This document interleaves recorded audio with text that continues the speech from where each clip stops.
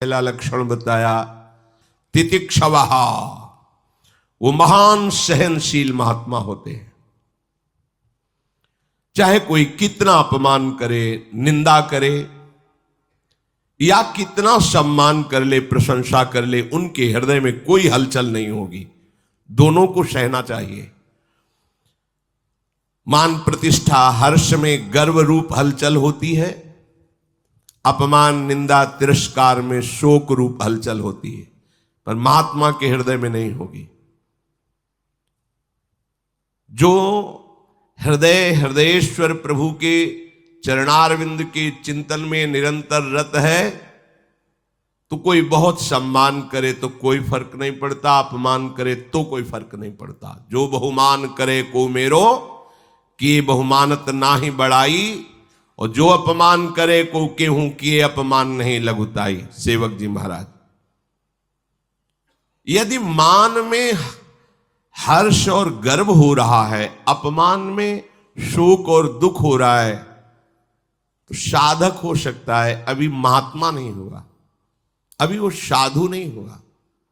साधु पदवी उसी के आगे लगती। तितिक्षवा, शरीर स्वस्थ है या अस्वस्थ है, परिस्थिति अनुकूल है या प्रतिकूल है, लोक निंदा है या लोक प्रशंसा है, कोई फर्क नहीं। वही गंभीर मुद्रा हर्ष में भगवत चिंतन परायण, ये साधु का पहला लक्षण है। सदगुरुदेव भगवान एक दिन कृपा करके कहा कि साधु वही जिसकी दिनचर्या में फर्क ना पड़े। जिस मिनट, जिस सेकंड, जिस क्षण जो हो दिनचर्या गुरु ने दी है, वही दिनचर्या बहुत काल तक बिना बाधा के चलनी चाहिए। अगर शरीर ऐसी अवस्था में आ जाता है कि अब उठ ही नहीं पा रहे हैं, तो मन से वो दिनचर्या चलनी चाहिए। दिनचर्या में फर्क नहीं पड़ना चाहिए। और स्वयं केवल कहना ही नहीं, जब से गुरुदेव भगवान के दर्शन हुए तब से आज तक वही रहनी, वही दिनचर्या, वही रहनी, वही दिनचर्या। आप में, स्वयं में, बाहरी परिवर्तन नहीं, आपका स्वयं वही रहनी, वही दिनचर्या। आप ठीक कोई उत्सव हो तो अलग बात नहीं, आप टाइम मिला लीजिए, ठीक टाइम से आरती, ठीक टाइम से सेवा। अब तो सबके सामने करते, पहले तो किसी को दर्शन ही नहीं होने देते थे अपनी श्री जी के, अब तो कृपा करके बरस रहे हैं। प्रत्येक साधु की एक दिनचर्या। काशी में जब घाटों में थे तो कितने ऐसे महात्मा थे जिनसे, वही हमारी घड़ी थे, जो आकर के नमः पार्वती पते हार हार महा, बस समझ 2 बज गए। कितने ऐसे महात्मा थे जो 2 बजे नित्य नियम से गंगा जी के समीप आ जाना, वही घड़ी थे, उन्हीं को देख के होता था कि अब 2 बज गए। कभी ऐसा नहीं विलंब, एक राइट टाइम। ये वही चल सकता है जो साधु है। ये अलार्म की घंटी से जगना, दूसरा तुम्हें जगाए जाके, कैसे साधक हो? तुम्हें कोई जगाए, हमारी तो समझ में नहीं आता। अलार्म की घंटी तुम्हें चाहिए? अरे भाई, तुम्हारे अंदर बेचैनी होनी चाहिए। प्रारंभ में जब गायत्री अनुष्ठान पुरस्चरण चल रहा था, 15 मिनट के लिए लेटते थे तो लगता था कितना समय हो गया, तब लगता 15 मिनट, घड़ी बंद है क्या? कई बार उठा के वो छोटी वाली जो देखना, 15, ऐसा लगता था 15 मिनट में बहुत सो लिए, कहीं ज्यादा समय तो नहीं हो। व्याकुलता, बेचैनी, अत्यधिक भगवत प्राप्ति की उत्कंठा, ये तुम्हें चैन से सोने देगी? नारायण हरि भजन में 5 न सुहात, विषय भोग, निद्रा, हंसी, जगत प्रीति, बहुबात, ये सब प्रपंची लोगों का काम है। साधक को किसी अलार्म की जरूरत, किसी के जगाने की जरूरत। थोड़ा विश्राम किया, बैठ करके मंत्राकार वृत्ति, जब सब सो रहे तब जगा हुआ मंत्र जप रहा है, नाम कीर्तन कर रहा है, प्रभु के रूप के ध्यान में डूबा हुआ है। तो हृदय जब प्रभु में लगा होगा तब ये क्षमता होगी। पूज्य श्री सीताराम ओंकारनाथ जी महाराज ऋषिकेश में, भाई जी बहुत बीमार थे, ऋषिकेश गए भाई जी से मिलने के लिए, तो सबने निवेदन कर दिया कि भाई जी तो अब नहीं मिल पाएंगे क्योंकि बहुत बीमार है, रजाइयां ऊपर शरीर में उड़ी, शरीर कांप रहा है, बुखार और भी कष्ट थे। तो उनका एक बार आप कह तो दीजिए जा करके, क्योंकि ये भी महापुरुष, बड़े नाम प्रेमी अद्भुत महापुरुष सीताराम ओंकारनाथ जी महाराज, नाम के अनन्य प्रेमी, और भाई जी भी नाम के परम प्रेमी। भाई जी से बताया कि श्री सीताराम ओंकारनाथ जी मिलना चाहते हैं, पर हमने मना कर दिया है कि आपका स्वास्थ्य, किसका स्वास्थ्य खराब है, तुरंत फेंकी रजाई, उठे चल दिए। साथ साथ टहलते हुए घंटों वार्ता, गंगा किनारे बैठकर वार्ता, फिर आए, जेवी रजाई उड़ी, फिर वैसे ही बुखार, फिर वैसे। साधु को कोई कष्ट परास्त कर दे, ऐसा कष्ट ही नहीं बना आज तक सृष्टि में, क्योंकि उनके हृदय में काल को भी शासन में लेने वाला भगवान नाम चल रहा है, इसीलिए कोई भी दुख सुख उनको परास्त नहीं कर पाता। उनको क्या, आप भी उसी नाम को हृदय में रखिए, फिर आप चमत्कार देखिए। अगर नाम चल रहा है, इसमें खुली बात है, और हृदय आश्रित है, तो कोई भी कष्ट परास्त नहीं कर सकता। भयानक से भयानक कष्टों का समय आया है, पर उस समय भी एक हृदय में ऐसा स्थान था जहां आनंद बरस रहा था। लौट के उस चुपचाप स्थान गुफा में बैठ जाओ, बाहर आग लगी लगने दो, हृदय आनंदित रहता। अगर आप हृदय को हृदयेश्वर प्रभु के चरणों में समर्पित नहीं किए, तो ये विकार ऐसे नहीं है कि तुम्हें बख्श दें। शरीर में जहां चोट लगी, पीड़ा हुई, मन वहीं लगेगा, मन वहीं लगा, परेशान हो गए आप। मन लगा है प्रिया प्रीतम में, शरीर सड़ रहा है, तो कोई फर्क नहीं। ऐसे साधु जो तितिक्षवः, ये केवल भगवद आश्रय से होता है, भगवत भजन से होता है, दूसरी इसमें कोई सिद्धि काम नहीं करेगी। ये सिद्धि आनी चाहिए, चाहे कोई गाली दे, अपमान दे, चाहे अब जो हो, अब तो हरि चिंतन छूटने वाला नहीं। लागी लगन छूटे नहीं, जीभ चोच बर जाए, मीठो कहा अंगार में, जो चकोर चबाए। चकोर आग खाता है, चकोर को कपूर दे नहीं खाएगा, वो आग खाता है। क्यों? उसने सुन रखा है कि भगवान शंकर चिता की भस्म लगाते हैं, और चकोर को चंद्रमा से प्यार है, और चंद्रमा तक उसकी उड़ान नहीं है, पर प्यारे को प्राप्त करना है, तो कैसे प्राप्त करें?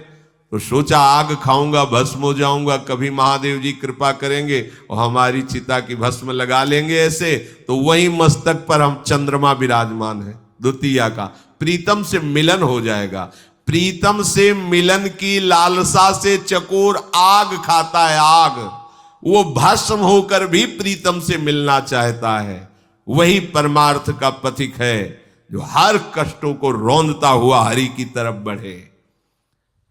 जो भगवत प्रेमी होते हैं वो लौकिक सुखों में अपने भजन के बल को नहीं लगाते हैं, लौकिक दुखों की निवृत्ति के लिए भजन बल का प्रयोग नहीं करते हैं, वो केवल भगवत प्राप्ति के लिए ही भजन करते हैं। इसलिए उनमें सब कुछ सहने की सामर्थ्य होती है। सखुबाई को खंभे में बांध करके डंडे से रोज पीटता था उसका पति। सास कितना दुर्व्यवहार करती थी, लेकिन एक क्षण के लिए भी विट्ठल का चिंतन कभी नहीं रुका। एक दिन देखा कि साधु मंडली जा रही है भगवान विट्ठलनाथ जी के दर्शन करने के लिए। विचार किया कि रोज कष्ट सहती हूं, बहुत बहुत और मार पड़ेगी, एक बार जाकर ठाकुर के दर्शन कर लेती इस मंडली के साथ।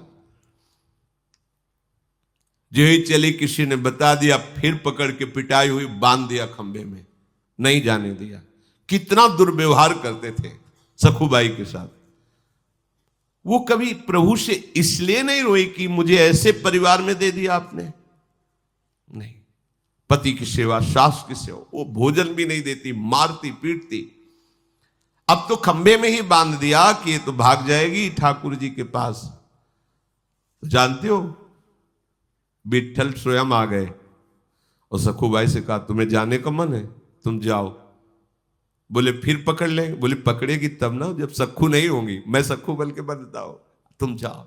देखो, सखुबाई बन करके आप बंध गए और भक्त को मुक्त कर दिया, जाओ।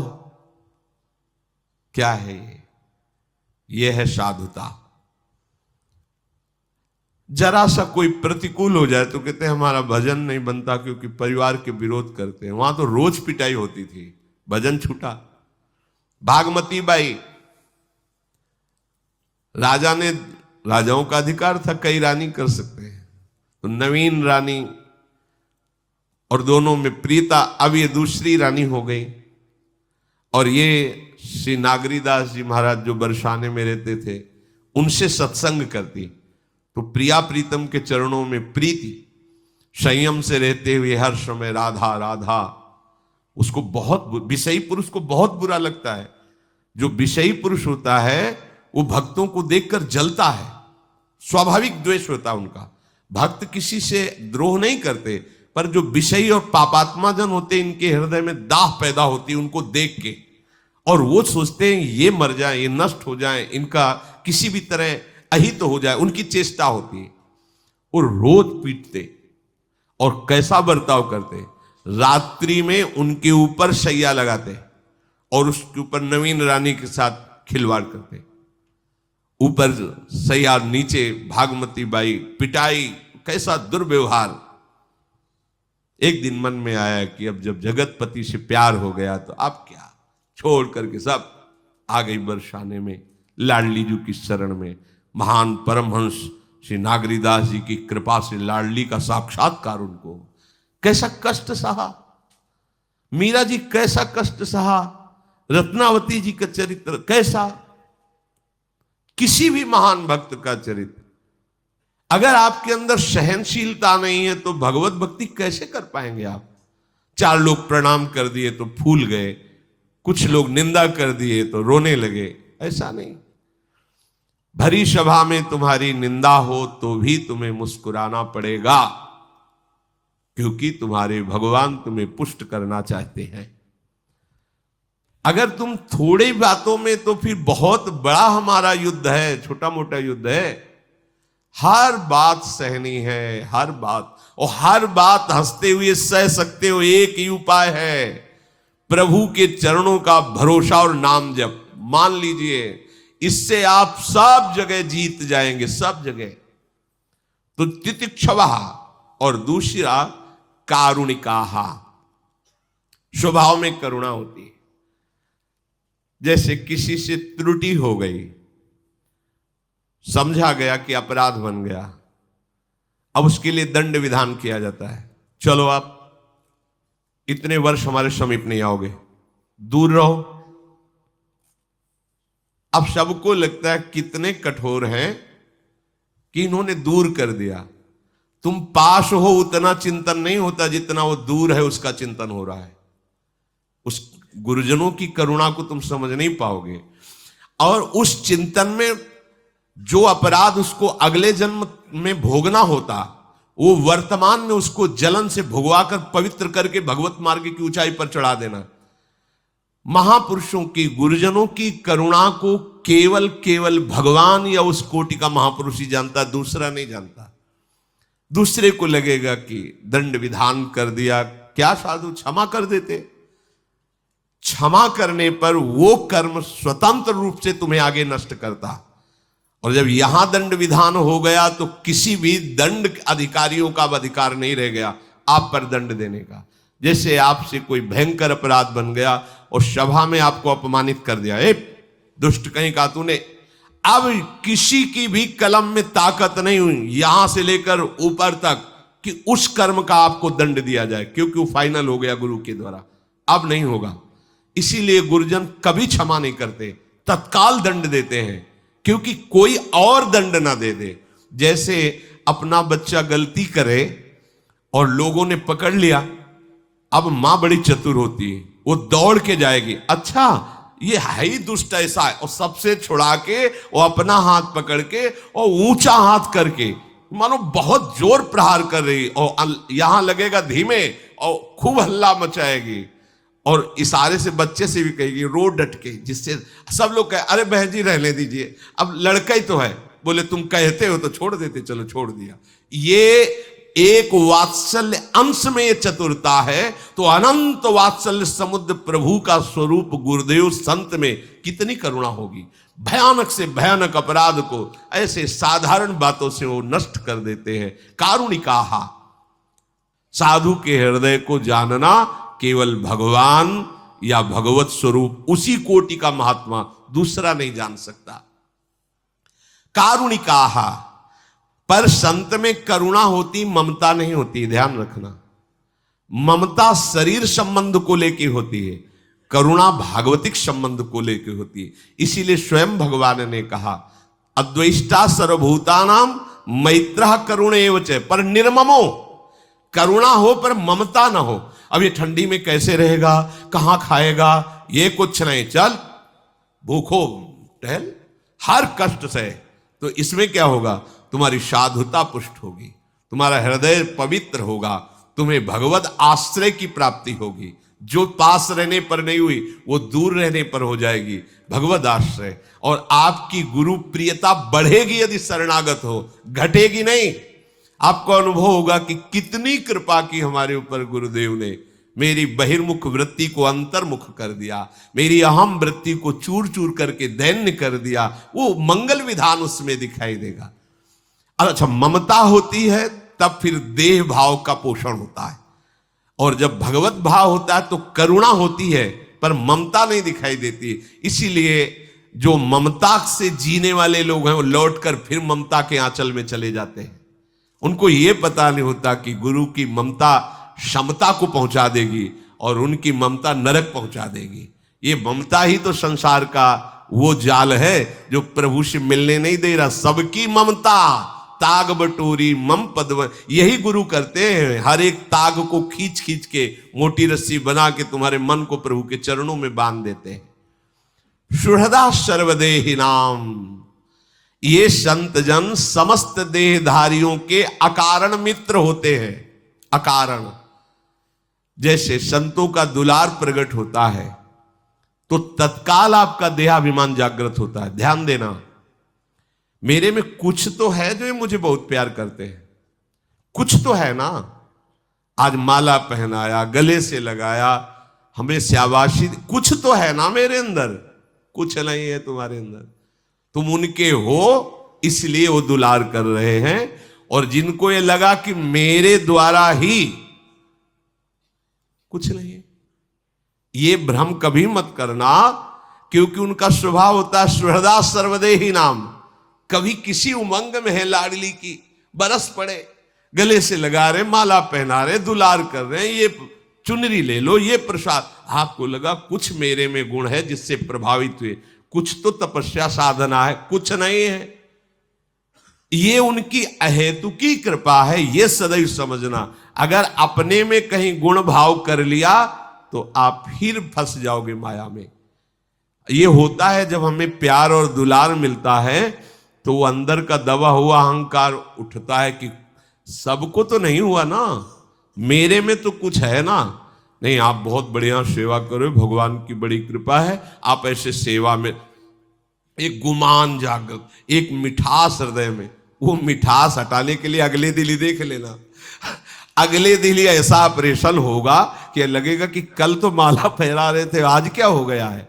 वो जो तुम्हारे अंदर उठा और अगर कृपा पात्र हो तो आपकी ग्रीवा झुक जाएगी कि मुझ अधम पर इतना दुलार, मैं तो किसी योग्य नहीं हूं, पर इतना गुरुदेव का प्यार और समर्पण, उधर से और प्यार, पर ये देहाभिमान बीच में बाधा खड़ा कर देता है। संत जन सुहृदा सर्वदेहि नाम। फिर अजात शत्रवहा, एक भी दुश्मन कोई संसार में नहीं होना चाहिए। ये खास बात पकड़ो, संत का एक भी शत्रु नहीं होता। पूज्यपाद सिउड़िया बाबा जी ने कहा, यदि कोई तुमसे ना बोले, द्वेष करे, तो तुम अपने आप से उससे बोलो राधे राधे। वो जल के बोलेगा राधे राधे करता है, जब सामने पड़े तो। जो आपसे द्वेष करता है, जो आपको बुरा चाहता है, आपका अमंगल चाहता है, ये जरूर करना। सामने जो ही पड़े से हाथ जोड़ लेना, पर अहंकार है तो नहीं जोड़ पाओगे, इसके हाथ जोड़ेंगे। हाँ, तो ये हमें कमजोर समझता है क्या? ये भक्त का लक्षण नहीं, ये तो संसारी पुरुष करते, वो तुम्हारा अमंगल का पूरा विधान रच रहा हो, जब आपके सामने पड़े तो आप ऐसे श्री हरिवंश राधा राधा राधा राधे राधे, वो देखे ना, वो गाली दे तुम्हें, मतलब इससे क्या होगा, तुम्हारी आध्यात्मिक उन्नति हो जाएगी और वो जहां है उससे नीचे जाएगा, क्योंकि उसके आचरण ऐसे। आपको नहीं सोचना कि नीचे जाए, आपको तो अपनी भाव में रहना है, उसका अमंगल नहीं बनाना। अगर आपने द्वेष मान लिया कि ये तो हमारे प्रति द्वेष भाव रखता हो, आपने स्वीकार कर लिया कि ये द्वेषी है, तो आपका शत्रु भाव दृढ़ हो जाएगा। शत्रु भाव दृढ़ हुआ तो ये लक्षण आप में नहीं आएगा। अजात शत्रवा, सेवक जी महाराज ने कहा है, हरिवंश नाम लीन जे अजात शत्रु ते सदा। भगवत प्रेमी महात्मा अजात शत्रु होता है। जैसे अजात शत्रु शब्द महाराज युधिष्ठिर के लिए भगवान ने दिया है, अजात शत्रु थे।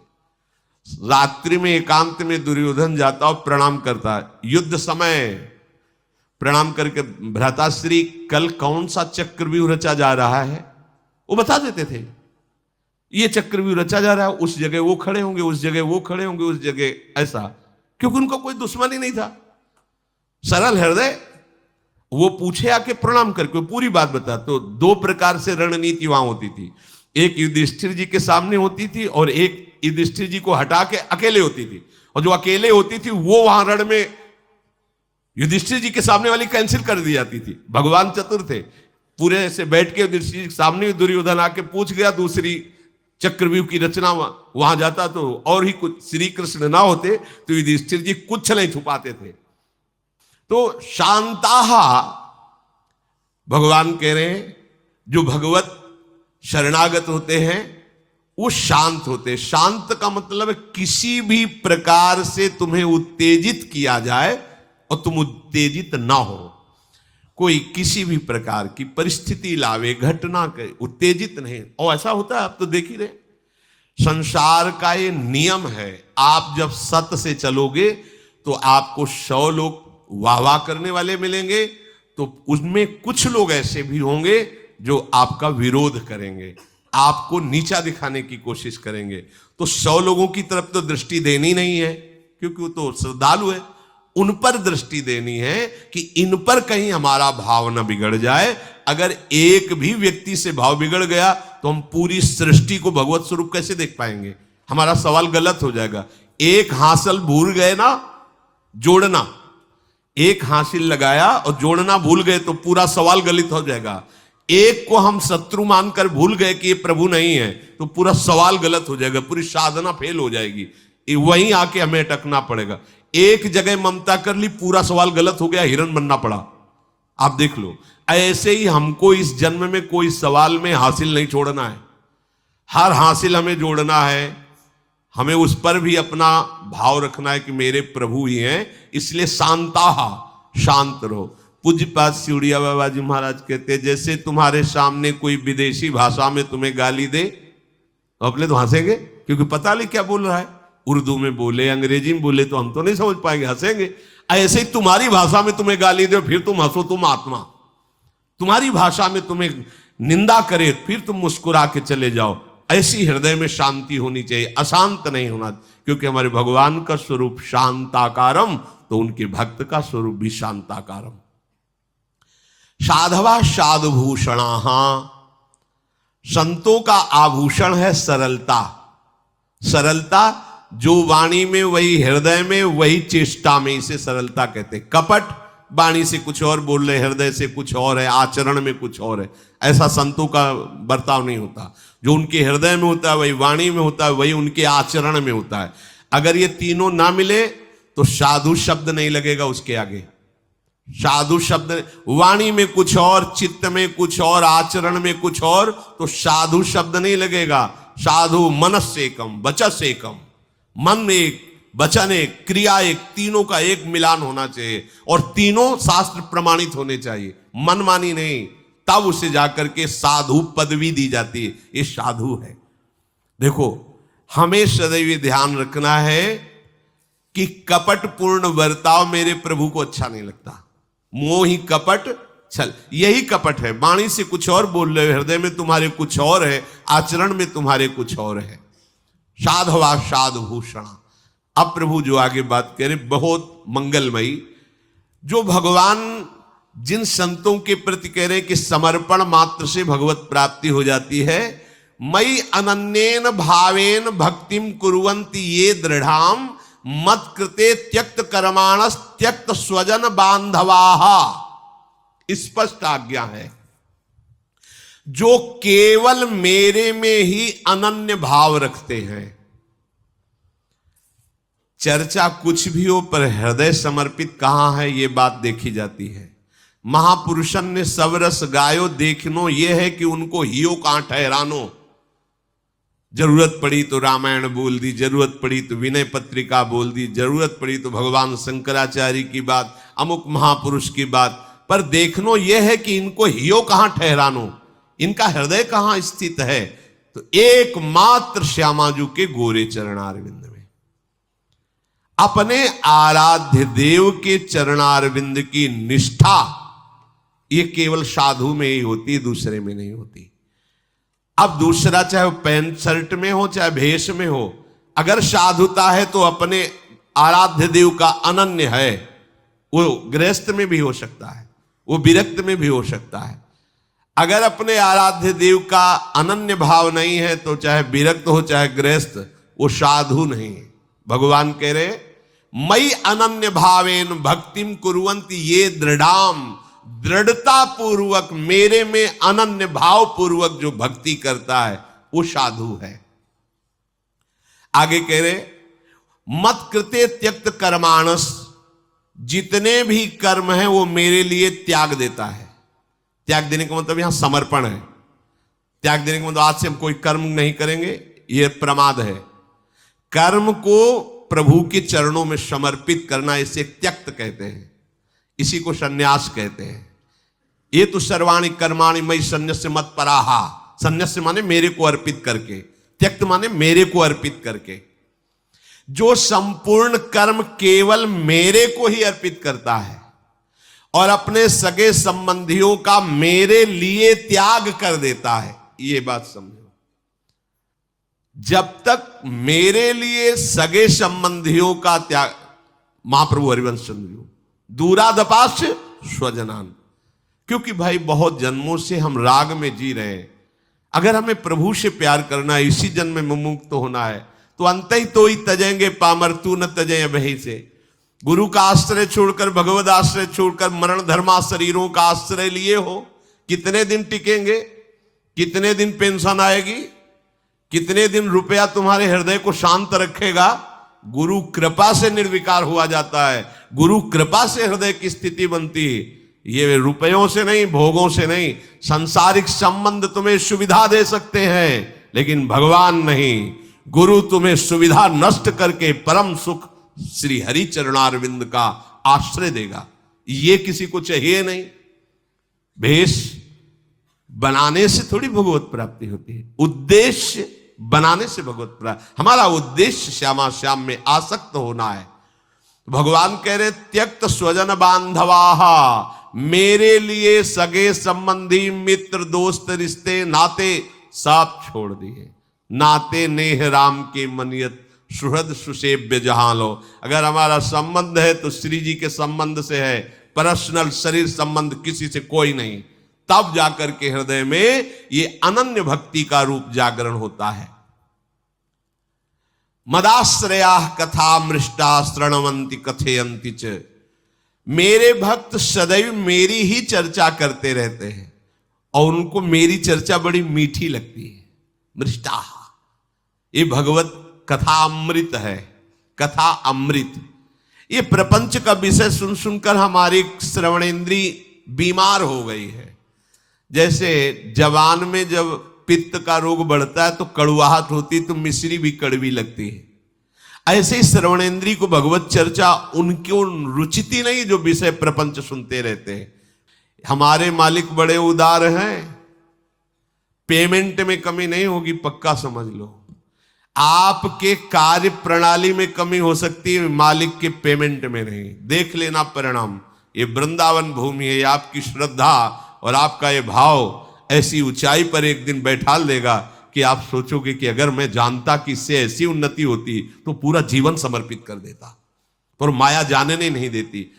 इस कलिकाल में ऐसी भयावह हवा चल रही है भोगों की, उस समय अधिकतर ये नवयुवक हाथ जोड़ करके केवल इस बात के लिए कि एक झलक, कोई अभिनेता है क्या कि भाई अमुक आ रहे हैं तो देख ले भाई, पर्दे में देखते, बाबा जी है जटा झूठ सब, बाबा जी को देख, भगवान के हैं इस नाते से खड़े, बातें भगवान की हो रही इस नाते से सुन रहे, तो क्या प्रभु नहीं जान रहे?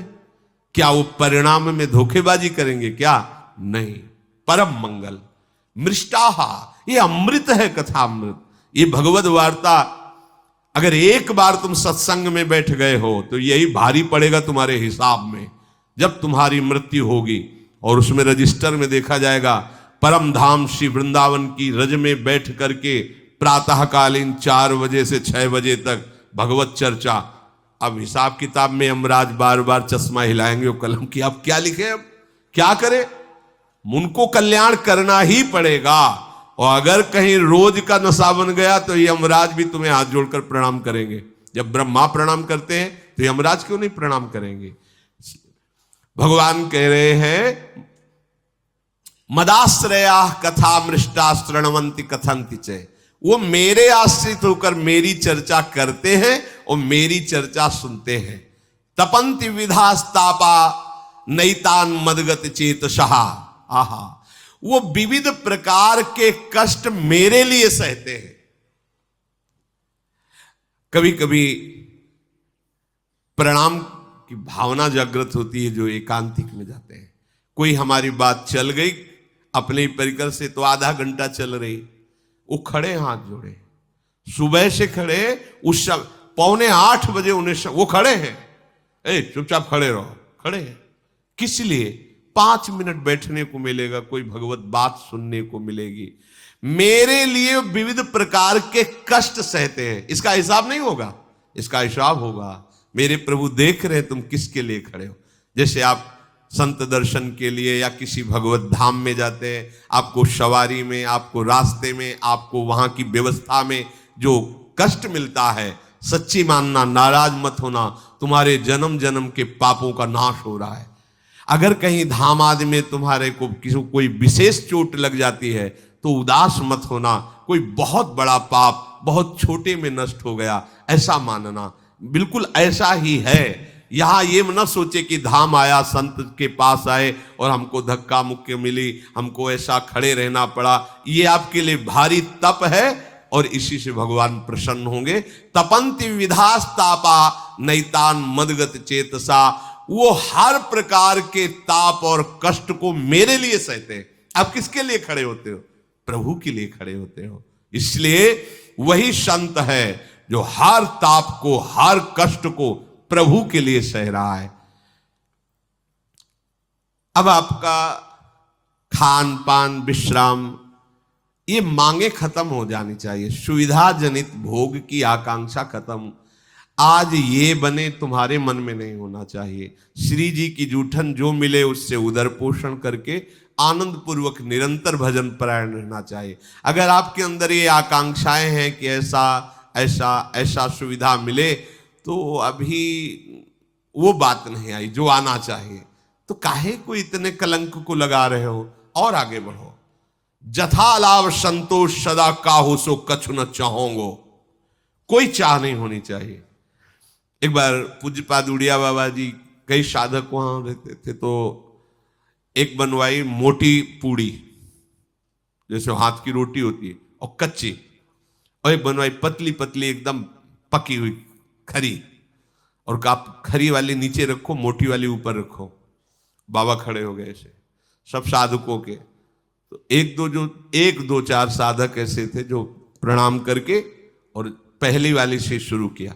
बका मोटी वाली सरका के नीचे से खरी वाली जो करता, बाबा कहते उठो उठो, ब्याह करो जाके, बहू लाओ और वो गरम गरम पवेगी। तुम बाबा जी बनने लायक नहीं हो, तुम्हें खरी और अधकच्ची, मोटी और पतली नहीं, चलो तुम उठो, खड़ो, चलो भागो, ब्याह करो जाके, तुम बाबा जी जथा लाभ संतोष सदा काहो सो कछ। बहुत कड़ा शासन इस बात पे करते थे, खान पान में दृष्टि रखते, जो अच्छे पदार्थों को खाना रुक जाओ। ये क्यों नहीं शुरू किया, इसको ही क्यों, वो अच्छा है ना, हटाओ उसको, अब इसको मत देना, ये ऐसा शासन था। श्री भगवान कह रहे मेरे लिए कष्ट सहे, तो प्रभु के लिए, श्री जी के लिए ये जीवन अर्पित है। जो भी हमें दुख मिल रहा है, जो भी हमारी अव्यवस्था में जीवन कटे, जैसे भी हम श्री जी के लिए कष्ट सह रहे हैं, श्री जी हमें देख रहे हैं, तो वो कष्ट हमारे सारे अंतःकरण के मल का नाश कर श्री जी की प्राप्ति करा देगा। खूब भगवद आश्रित होकर भजन करो। अहोभाग्य है कि अपने लोगों को भगवत चर्चा करना, सुनना, नाम कीर्तन करना, वाणी जी गायन करना, सुनना, श्री जी की सेवा करना, सेवा दर्शन करना, ये सब सौभाग्य श्री धाम में मिल रहा है। अहेतु की कृपा, हमारे जुगल सरकार बरस रहे हैं, बरसत जुगल किशोर, बस इसी वर्षा में भीन करके श्री जी के पास जाना। श्री राधा वल्लभ लाल।